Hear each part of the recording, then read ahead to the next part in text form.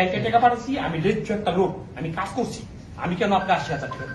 দরকার পড়লে আমি ৫ বছর করবো না, আমার সারা জীবনে করবো না। কিন্তু ওই পাসপোর্টটা থেকে ইনকোয়ারি পাঠাইছি পুলিশের কাছে, মানে একটা বাঘের কাছে পাঠাইছি।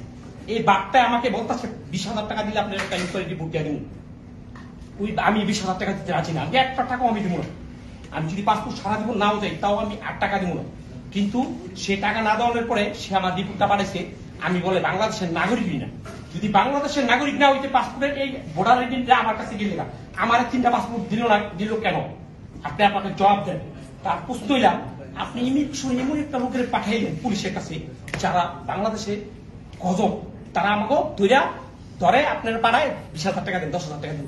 আমাকে ভোটার আইডেন্টি থাকার পরও, পাসপোর্ট থাকার পরও কি লেগে আমাকে পুলিশের কাছে পাঠান? টাকা খাওয়ার জন্য নাকি আমাকে কষ্ট দেওয়ার জন্য?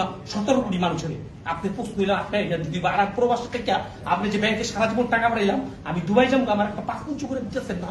এক্সকিউজ আমি আসতে কথা মূর্খ মানুষ, আমি পাসপোর্টটা আমার করে দিচ্ছি, আমি দুবাই যাবো, কিন্তু আমার কি অপরাধ? আমি কেন ১৫ বছর বাংলাদেশ ব্যাংকে ১ কোটি টাকা পাঠালাম? আপনি আমাকে বলেন। প্রত্যেকটা প্রবাসী, প্রত্যেকটা মানুষ পুলিশ তারা কষ্ট হয়েছে, দুঃখ হইতেছে। স্বাধীনের পর থেকে পুলিশের থেকে আমরা ভালো কিছু পাইছি, তারপর আপনার জাইনিয়ন পুলিশের কাছে পাঠাইতেছেন আমাকে হস্তস্থকরণের লেখা। আর পাসপোর্ট দালাল বলতে কিছু নাই। পাসপোর্ট অফিসাররা এই দালাল তৈরি করছে টাকা খাওয়ানোর জন্য। এখানে অফিসাররা এই দালাল বলতে কিছু নাই। এই দালাল গুলির টাকা দিলে তাহলে পাসপোর্ট অফিসে পাই জায়গা চুপি চুপি করে দেয়। আমি সিঙ্গাপুর থেকে গেছি, অফিসাররা কিরকম হয় আমি জানি। সিঙ্গাপুর আমি ১৫ বছর ছিলাম। যে একটা পুলিশ ইমিগ্রেশন অফিসার আমার ২ মিনিটে যখন কাজটা করে দিল, তো আমি বলছি ২ মিনিটে বলেছি থ্যাংক ইউ। তো অফিসার বলতেছে why you give me thank you? So this one my job. কইতেছে এটা আমার জব, তুই আমার থ্যাংক ইউ দিলি। যদি এটা আমার ব্যক্তিগত ব্যাপার হইতো তাহলে থ্যাংক ইউ কোনো দরকার ছিল।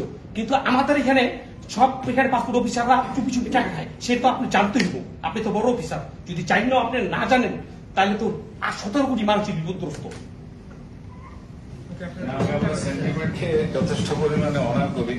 আপনি সেন্টিমেন্টাল হয়ে গেছেন, ঠিক আছে, সেন্টিমেন্টকে যথেষ্ট পরিমাণে অনার করি। প্রত্যেকটা দেশ এবং ডিপার্টমেন্ট, সেই দেশের ডিপার্টমেন্ট কিছু নিয়ম কানুনের মধ্যে দিয়ে চলে। আর নিয়ম কানুন যদি কেউ সেটা মিসইউজ করে, সেটার দায়িত্ব তাকেই নিতে হবে। আপনি যদি পুলিশের দায়িত্বটা আমাকে